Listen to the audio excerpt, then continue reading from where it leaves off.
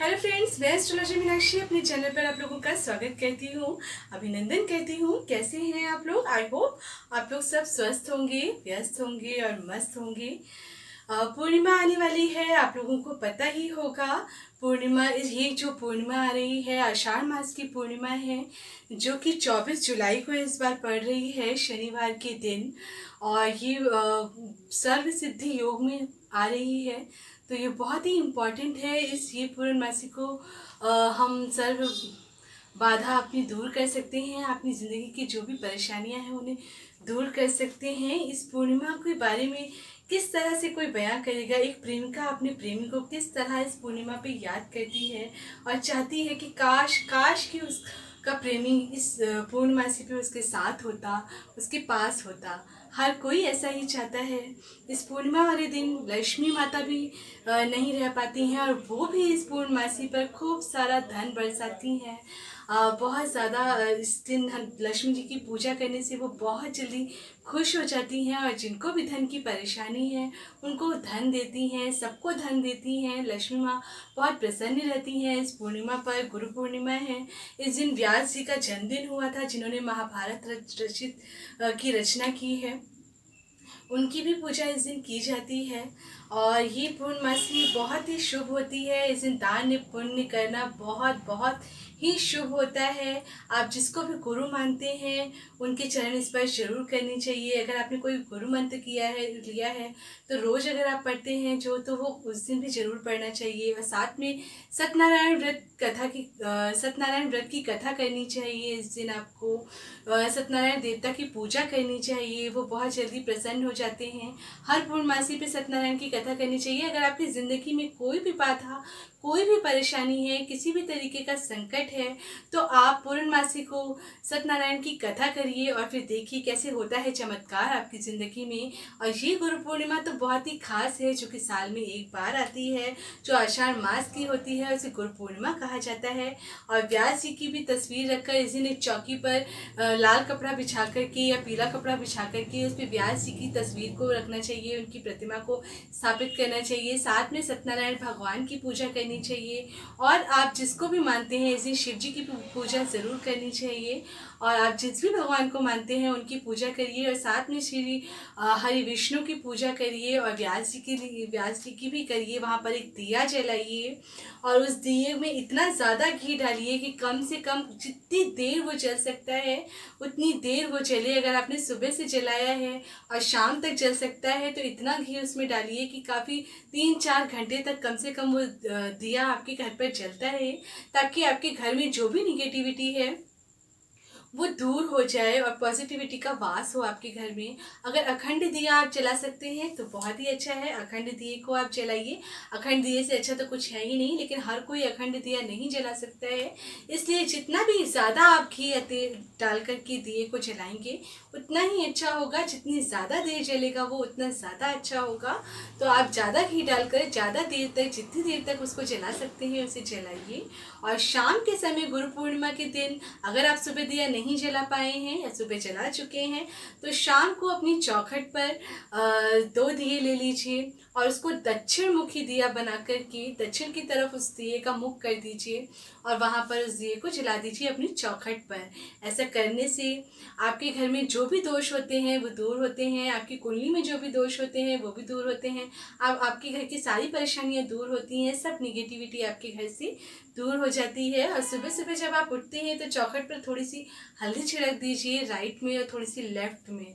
ये करना भी बहुत ही शुभ होता है। इससे भी आपके घर में लक्ष्मी आती है, आपके घर में पॉजिटिव चीज़ों का वास होता है। और घर को थोड़ा साफ रखिए, कोशिश करिए कि घर जितना साफ रहेगा उतना ही अच्छा रहेगा आपके लिए।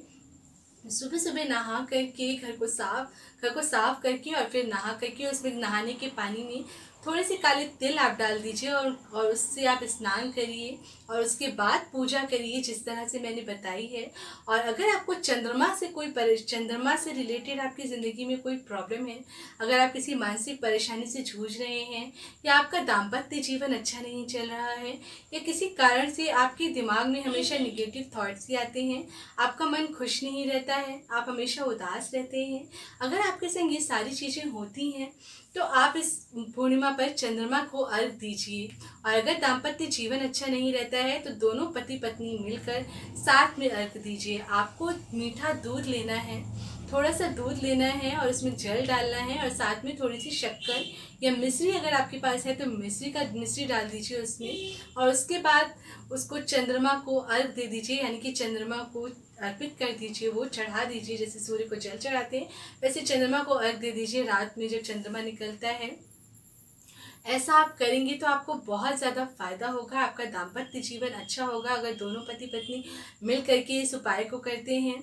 और हो सके तो कम से कम 23 पूर्णमासी तक की इसको करिए। ऐसा करने से आपके जो भी प्रॉब्लम्स हैं वो दूर हो जाते हैं। और अगर 23 नहीं कर सकते हैं तो कम से कम 11 करिए। और इस साल पर जितनी भी पूर्णमासी पड़ती हैं वो सारी की सारी पूर्णमासी को आप करिए, वो सारी पूर्णिमा आप करिए। इसमें ज़्यादा वक्त नहीं लगता है, मंथ में एक बार करनी होती है, तो इसको आप कर सकते हैं। और ये गुरु पूर्णिमा तो बहुत ही खास होती है, इस पर किया गया कोई भी उपाय खाली नहीं जाता है। तो इस दिन जरूर करिए सत्यनारायण भगवान की पूजा, श्री हरि नारायण की पूजा, और लक्ष्मी जी हो जाएंगी प्रसन्न। अगर आपको फाइनेंशियली प्रॉब्लम्स ज़्यादा हो रहे हैं, आपके घर में धन की प्रॉब्लम है, बहुत ज़्यादा कर्जा ले रखा है और आपके पास पैसे नहीं है उसे चुकाने के लिए, आपका बिजनेस अच्छा नहीं है, या आपके घर में धन दिखता नहीं है, या आपके पास पैसे ही नहीं आ रहे हैं, बहुत ज़्यादा प्रॉब्लम चल रही है, तो आप 11 कौड़ियाँ ले लीजिए और उन कौड़ियों को लाल कपड़े में रख दीजिए लक्ष्मी जी के पास मंदिर में। और फिर उसमें हल्दी का तिलक लगा दीजिए और फिर वो धूप बत्ती दिखा दीजिए उसको। जब आप पूजा करते हैं उसी समय इसको साथ में रख दीजिए और उसके बाद लक्ष्मी जी की आरती करिए, पूजा करिए, जो भी जैसे भी आप पूजा पाठ करते हैं वो सब करके फिर नेक्स्ट डे उसको उठा करके उसकी पोटली बना करके आप जहाँ पर अपने पैसे रखते हैं वहाँ तिजोरी में ले जा करके इस पोटली को भी रख दीजिए। और फिर देखिए किस तरह से आपकी ज़िंदगी में चमत्कार होता है, किस तरह से आपके घर में पैसे आने लगते हैं, धन का आगमन होने लगता है, किस तरह से रास्ते खुलने लगते हैं और आपकी जो भी फाइनेंशियल प्रॉब्लम्स हैं वो दूर होने लगती हैं धीरे धीरे करके। इस उपाय को करने से बहुत ज़्यादा फायदा होता है। लक्ष्मी जी बहुत जल्दी प्रसन्न होती हैं पूर्णिमा पर।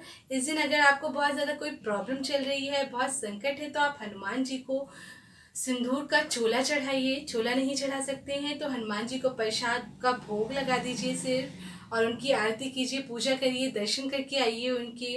ऐसा करने से भी आपको बहुत लाभ होता है। पूर्णिमा के दिन हनुमान जी की पूजा करने से आपकी ज़िंदगी के जो भी कष्ट और संकट हैं वो बहुत जल्दी दूर हो जाते हैं। और गुरु पूर्णिमा पे ये सारे उपाय करिए और जो भी आपके गुरु हैं उनका आदर सम्मान करिए। अगर वो कहीं दूर हैं तो उनसे फ़ोन पर बात कर लीजिए, और अगर पास में है तो उनका आशीर्वाद ले लीजिए, जाकर के पैर छू लीजिए, सम्मान करिए। और सबसे इम्पॉर्टेंट कि अपनों से बड़ों का सम्मान कीजिए। हर कोई आपके लिए गुरु ही है जो आपसे बड़ा है। हर किसी का आदर करिए, इस दिन किसी का अपमान मत करिए। आप बहुत सारे उपाय, आप कोई उपाय कर रहे हैं, पूजा पाठ कर रहे हैं, सब कुछ कर रहे हैं, लेकिन अपने गुरु का आदर नहीं कर रहे हैं, या फिर जो भी आपसे बड़े हैं, आपके माता पिता हैं, उनका आदर नहीं कर रहे हैं, तो ये सारी पूजा सब कुछ व्यर्थ है, कोई भी काम की नहीं है।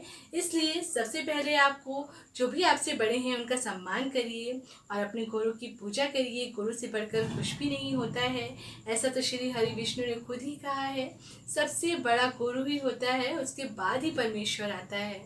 तो गुरु ही आपको रास्ता दिखाता है परमेश्वर तक पहुंचने के लिए।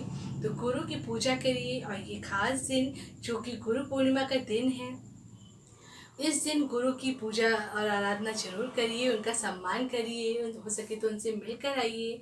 जिसको भी आप गुरु मानते हैं, शिव जी की भी आप पूजा करिए इस दिन। इस दिन शिव जी की पूजा आराधना से बहुत अच्छे फल मिलते हैं। और श्री हरि नारायण की पूजा तो इस दिन की ही जाती है, विष्णु जी शिव जी की भी पूजा इस दिन की जाती है। इस दिन जो भी पूजा आप करते हैं आपको तीनों देव आशीर्वाद देते हैं।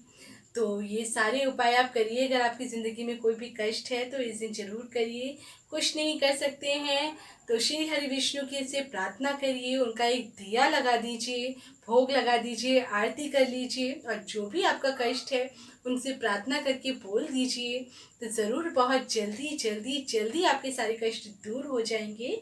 इसको करके देखिए, ये खुद मेरा आजमाया हुआ है। ऐसा करने से बहुत सारे कष्ट दूर हो जाते हैं। और जब आप ऐसा करेंगे तो आपको खुद भी रियलाइज़ होगा, आप खुद ऐसा फील करेंगे कि कैसे कैसे चेंजेस आपकी ज़िंदगी में आ रहे हैं।